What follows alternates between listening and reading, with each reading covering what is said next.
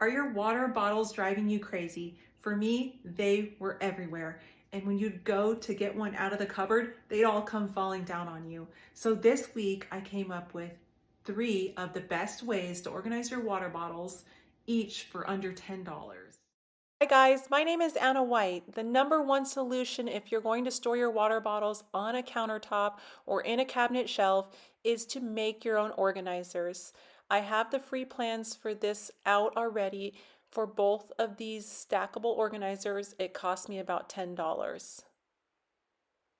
The number 2 way to store water bottles is if you're lucky enough to have a pantry door in your kitchen, simply buy one of these shoe organizers.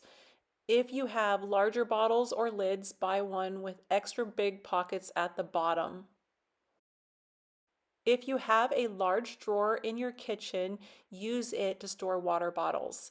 You'll need dividers. If you go buy them, it's going to cost you a lot more than $10. Here's my DIY method to stay on budget. Simply buy these C-channel pieces and add mounting tape to the back. Stick the C-channel pieces to the inside of the drawer wherever you'd like a divider. Cut wood to fit in between and slide in place. This is fully customizable, removable, and most importantly, budget friendly.